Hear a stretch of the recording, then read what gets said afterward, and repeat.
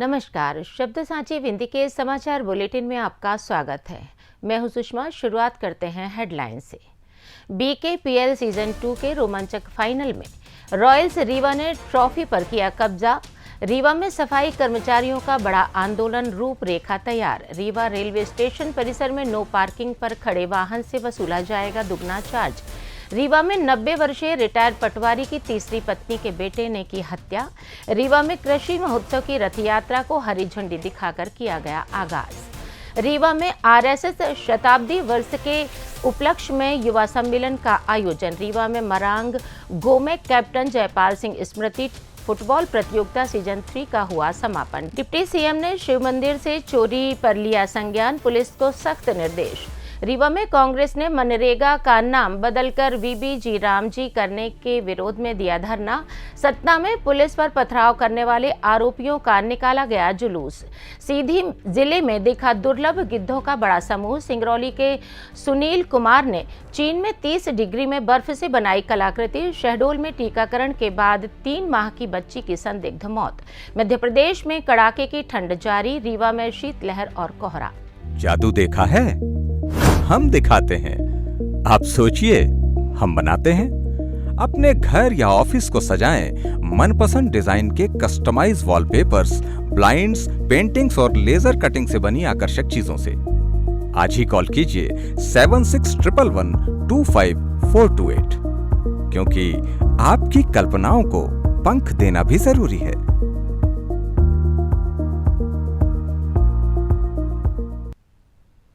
अब खबरें विस्तार से।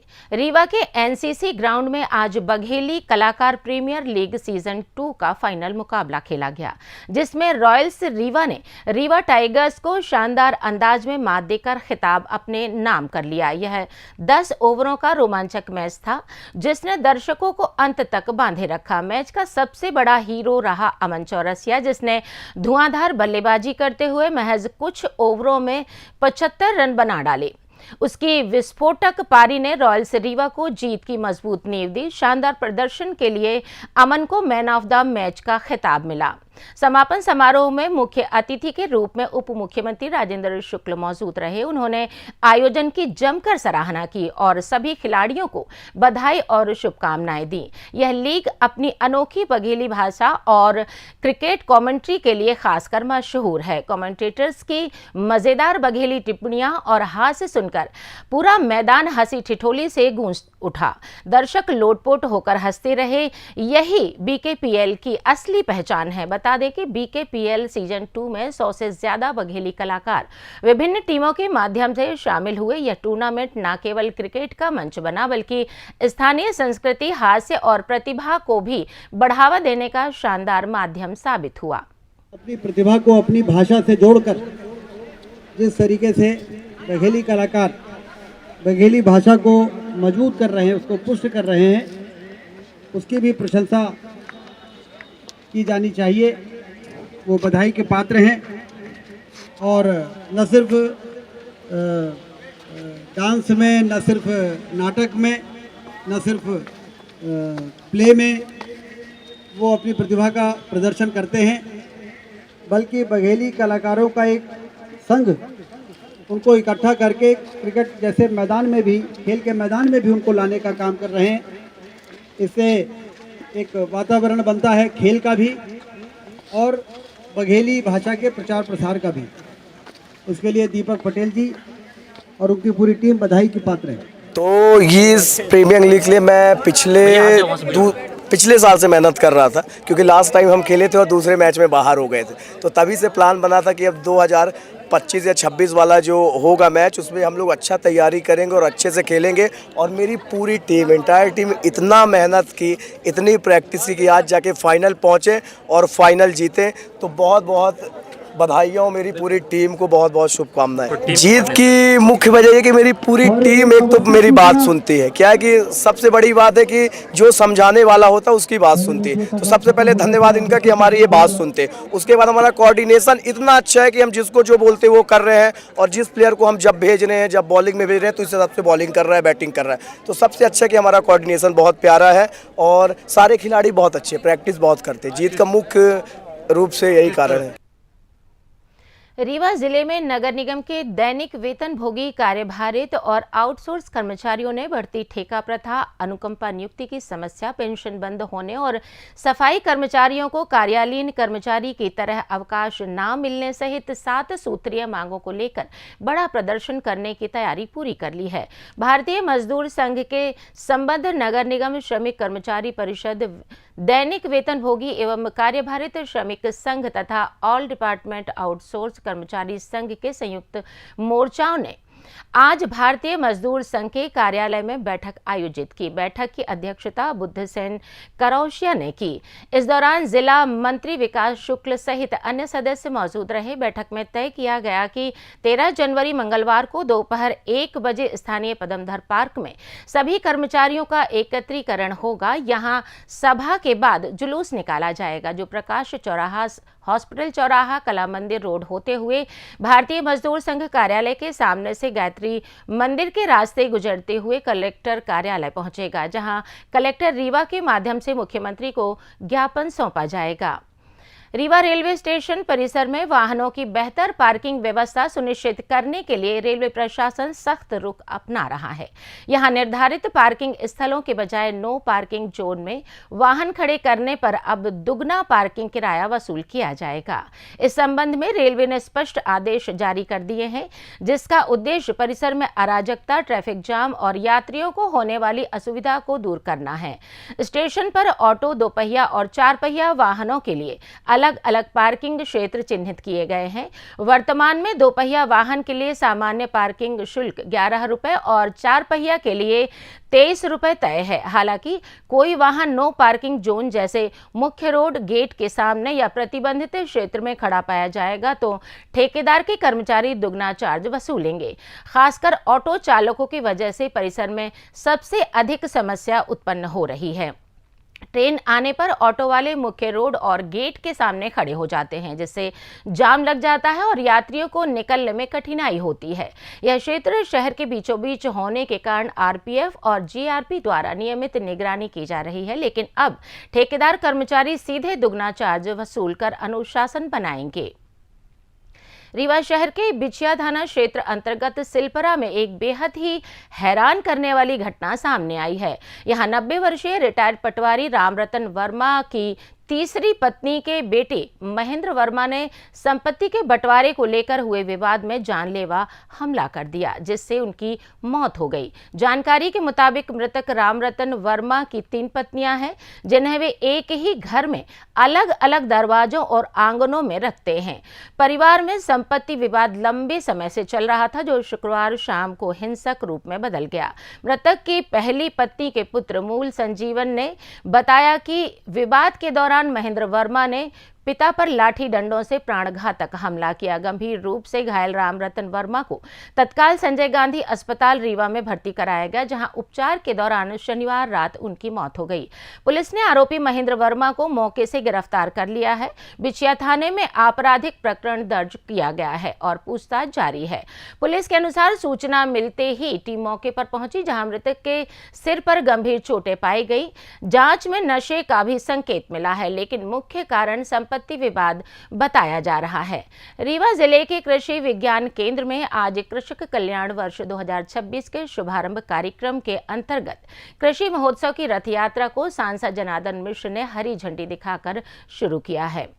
यह कार्यक्रम मध्य प्रदेश सरकार द्वारा घोषित कृषक कल्याण वर्ष 2026 की जमीनी गतिविधियों की शुरुआत का प्रतीक है, जिसका मुख्य उद्देश्य किसानों की आय बढ़ाना, कृषि को तकनीकी और लाभकारी बनाना तथा प्राकृतिक खेती को बढ़ावा देना है। कार्यक्रम में कृषि विज्ञान केंद्र के अधिकारियों, कृषि विशेषज्ञों, स्थानीय किसानों और कृषि विभाग के प्रतिनिधियों ने भाग लिया। रथ यात्रा शहर और आसपास के ग्रामीण क्षेत्रों में निकाली गई, जिसमें कृषि यंत्रों, उन्नत बीजों, जैविक खेती के मॉडल और सरकारी योजनाओं की जानकारी देने वाले प्रदर्शन शामिल हैं।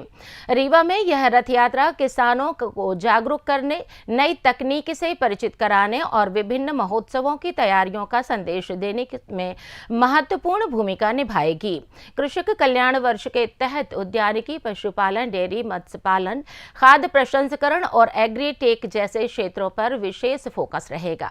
किसानों को आधुनिक खेती, ड्रोन सेवाएं, एफपीओ प्रबंधन और विदेशी प्रशिक्षण जैसी सुविधाएं उपलब्ध कराई जाएंगी। कृषि विज्ञान केंद्र रीवा के इस प्रयास से स्थानीय किसान समुदाय को सीधा लाभ मिलने की उम्मीद है।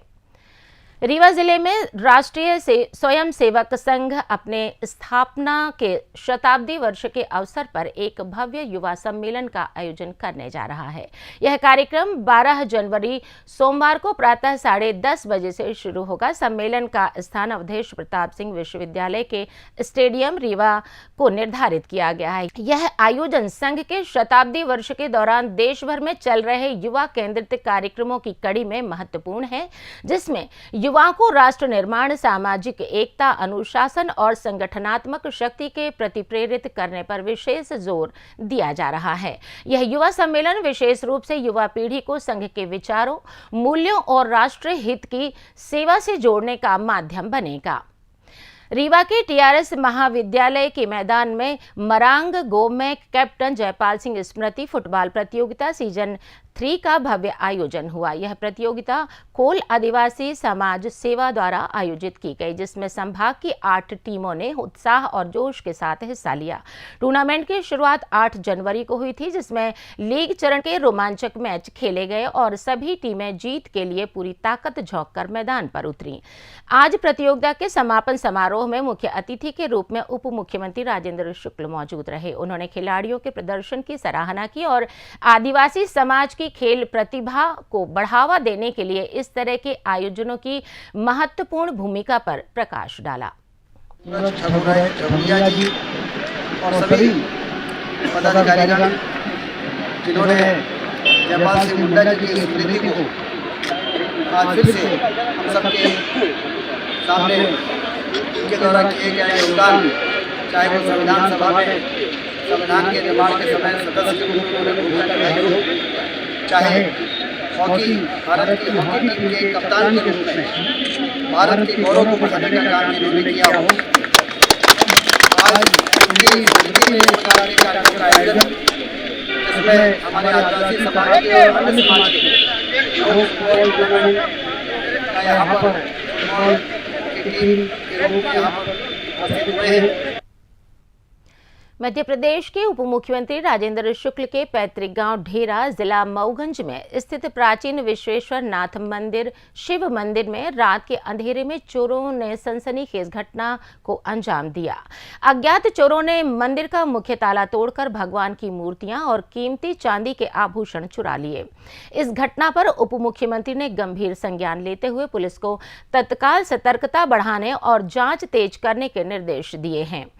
मंदिर के पुजारी भीमशंकर शुक्ल ने बताया कि 8 जनवरी की रात करीब 10 बजे वे सो गए थे। सुबह पूजा अर्चना के लिए मंदिर पहुंचे तो मुख्य दरवाजे का ताला टूटा मिला। अंदर जांच करने पर पता चला कि दुर्गा जी की पीतल की 2 मूर्तियां, पार्वती जी की बड़ी मूर्ति का चांदी का मुकुट, हनुमान जी का चांदी का मुकुट और घरौआ माता मंदिर की मूर्ति की चांदी की आंखें गायब हैं। चोरों ने धार्मिक भावनाओं को ठेस पहुंचाने वाला यह कृत्य किया है। घटना के बाद मऊगंज थाने में अज्ञात चोरों के खिलाफ मामला दर्ज कर लिया गया है। उप मुख्यमंत्री ने पुलिस अधिकारियों से कहा है कि चोरों को जल्द गिरफ्तार कर चोरी का सामान बरामद किया जाए ताकि श्रद्धालुओं की भावनाओं को ठेस न पहुंचे। चोरी की घटना हुई है, जानकारी में आई थी। मैंने एसपी मऊगंज से बात किया था, पुलिस की टीम वहाँ गई भी थी, जांच पड़ताल कर रहे हैं और जल्दी से ही चोरों का पता लगेगा, ऐसी उम्मीद है। हाँ, थोड़ा सर्विलेंस बढ़ाना पड़ेगा, मेहनत करनी पड़ेगी, तो हम बात करेंगे। रीवा के विवेकानंद पार्क में आज जिला कांग्रेस कमेटी शहर एवं ग्रामीण के संयुक्त तत्वावधान में 1 दिवसीय उपवास कार्यक्रम आयोजित किया गया। यह शांतिपूर्ण आंदोलन केंद्र सरकार द्वारा मनरेगा का नाम बदलकर वीबीजी रामजी करने और इस नए अधिनियम को संसद द्वारा पारित किए जाने के खिलाफ रहा। कांग्रेस ने मांग की है कि इस कानून को तत्काल वापस लिया जाए और मूल मनरेगा को बहाल किया जाए। कार्यक्रम में वरिष्ठ कांग्रेस नेता, कार्यकर्ता, पार्षद, महिला कांग्रेस और एनएसयूआई के सदस्यों ने सक्रिय भागीदारी की। उपवासियों ने गरीबों, मजदूरों और मनरेगा से जुड़े करोड़ों ग्रामीण परिवारों से अधिकार की रक्षा के प्रति पार्टी की दृढ़ प्रतिबद्धता दोहराई। सतना जिले के कोलगावा थाने क्षेत्र की नई बस्ती में शुक्रवार रात नशेड़ी युवकों ने कार सवार एक युवक से अड़ीबाजी की और मारपीट के साथ गाड़ी में तोड़फोड़ की। जब पुलिस टीम बीच बचाव के लिए पहुंची तो बदमाशों ने पुलिस पर भी पथराव कर दिया। इस घटना में पुलिस ने त्वरित कार्रवाई करते हुए 4 आरोपियों को गिरफ्तार कर लिया है और उन्हें घटनास्थल के आसपास जुलूस निकालकर मोहल्ले वालों को सचेत कर दिया है। टीआई सुदीप सोनी के नेतृत्व में सर्च ऑपरेशन चलाया गया, जिसमें पवन कुशवाहा, हरिकृष्ण यादव, प्रशांत सिंह और हनुमान नगर निवासी सभी सहित एक नाबालिग को गिरफ्तार किया गया है। बाकी 7 आरोपी अभी फरार हैं, जिनकी तलाश में छापेमारी जारी है। सीधी जिले के मझौली जनपद पंचायत अंतर्गत ग्राम पंचायत ढोंगा में 6 और 11 जनवरी को गिद्धों का एक बड़ा समूह देखा गया। विलुप्त के कगार पर पहुंच चुकी इस दुर्लभ प्रजाति के पक्षियों को ग्रामीणों ने अपने मोबाइल कैमरों में कैद कर लिया, जिससे वन्यजीव प्रेमियों, पर्यावरणविदों और संरक्षण कार्यकर्ताओं में खुशी और चर्चा का माहौल बना हुआ है। गिद्ध कत्थई और काले रंग के भारी कद के शक्तिशाली पक्षी होते हैं, जिनकी दृष्टि इंसानों से लगभग 8 गुना तेज होती है। ये झुंड में रहने वाले मुर्दाखोर पक्षी होते हैं, जो मृत पशुओं और सड़े गले मांस को खाकर प्रकृति की साफ सफाई में महत्वपूर्ण भूमिका निभाते हैं। इसलिए इन्हें प्राकृतिक सफाई कर्मी भी कहा जाता है। इनकी औसत आयु 40 से 45 वर्ष होती है और ये 4 से 6 वर्ष की उम्र में ही प्रजनन योग्य हो जाते हैं। चीन के प्रसिद्ध हार्बिन में 6 से 9 जनवरी तक आयोजित 28वीं Harbin international ice and snow sculpture प्रतियोगिता में भारतीय टीम अभ्युदय ने शानदार प्रदर्शन करते हुए तीसरा स्थान प्राप्त किया है। इस प्रतिष्ठित अंतर्राष्ट्रीय प्रतियोगिता में विश्व भर के 16 देशों की 25 टीमों ने हिस्सा लिया। मध्य प्रदेश का नेतृत्व सिंगरौली जिले के अभ्युदय टीम के कलाकार सुनील कुमार कुशवाहा ने किया। टीम ने फ्रीडम फ्रॉम बाउंड्रीज शीर्षक के विशाल बर्फ की कलाकृति तैयार की, जिससे रचना ने सभी को प्रभावित किया। -25 से 30 डिग्री की कड़ाके की ठंड, तेज हवाओं और सीमित समय के बावजूद टीम ने अद्भुत संयम, टीम भावना और रचनात्मकता का प्रदर्शन किया तथा निर्धारित समय पर अपनी कृति पूरी की। टीम में Ravi Prakash team leader, Kaimur Bhabhua Bihar, Sunil Kumar Kushwaha captain Singrauli Madhya Pradesh, Rajnish Verma vice captain Lakhimpur Kheri Uttar Pradesh, Mohammad Sultan Alam Delhi और अभिनव आचार्य टीम मेंटर दिल्ली शामिल रहे। शहडोल जिले के व्यवहारी क्षेत्र में आंगनबाड़ी केंद्र सूखा में टीकाकरण के कुछ घंटों बाद 3 माह की बच्ची प्रियांशी की मौत हो गई। परिजनों ने एएनएम पर गलत तरीके से टीकाकरण करने और लापरवाही का गंभीर आरोप लगाया है, जिससे इलाके में आक्रोश फैल गया है। परिजनों के अनुसार सुनील कुमार पाल की बेटी प्रियांशी को आंगनबाड़ी केंद्र में टीका लगाया गया। उसका दावा है कि बच्ची को एक साथ 2 टीके लगाए गए और 3 खुराक दवा भी पिलाई गई। टीकाकरण के कुछ ही घंटों बाद बच्ची की तबीयत बिगड़ने लगी। रात भर वह लगातार रोती रही। मां ने उसे दूध पिलाकर सुलाया, लेकिन देर रात करीब 3 बजे जब माता पिता जागे तो बच्ची को कोई हलचल में ना देख उनकी सांसें थम गईं। घटना की सूचना पर परिजनों ने व्यवहारी थाने में शिकायत दर्ज कराई। पुलिस ने पोस्टमार्टम कराया और शव परिजनों को सौंप दिया गया है। पुलिस अब पोस्टमार्टम रिपोर्ट का इंतजार कर रही है, जिससे आधार पर आगे की कार्रवाई होगी। रविवार को परिजनों और ग्रामीणों में भारी रोष देखा गया। मौसम की बात करें तो मध्य प्रदेश के कई हिस्सों में प्रचंड ठंड का दौर जारी है। रीवा सहित ग्वालियर, चंबल, सागर, विंध्य और बुंदेलखंड संभाग कड़ाके की सर्दी से ठिठुर रहे हैं। आईएमडी के अनुसार रीवा में घने से मध्यम कोहरा छाया रह सकता है, जिससे सुबह की दृश्यता काफी कम हो जाती है और यातायात प्रभावित होता है। रीवा में न्यूनतम तापमान 7 से 9 डिग्री के आसपास दर्ज किया गया। रीवा सहित सतना, पन्ना, टीकमगढ़ जैसे जिलों में शीतलहर की स्थिति बनी हुई है। सुबह के समय घना कोहरा छाया रहता है, जो दिन चढ़ने के साथ छटता रहता है। उत्तर भारत के से आने वाली तेज ठंडी हवाओं और जेट स्ट्रीम के प्रभाव से यह स्थिति बनी हुई है। फिलहाल बारिश की कोई संभावना नहीं है। मौसम खुश्क लेकिन बेहद ठंडा रहेगा। इसी के साथ ये समाचार बुलेटिन यहीं समाप्त हुआ। कल फिर मिलेंगे नई खबरों के साथ। जुड़े रहिए शब्द सांची विंध्य से, और विंध्य से जुड़ी तमाम खबरों के लिए हमारे चैनल को सब्सक्राइब जरूर कीजिए। अपने आसपास की खबरें हम तक पहुंचाने के लिए स्क्रीन पर दिए गए नंबर पर आप संपर्क भी कर सकते हैं। धन्यवाद।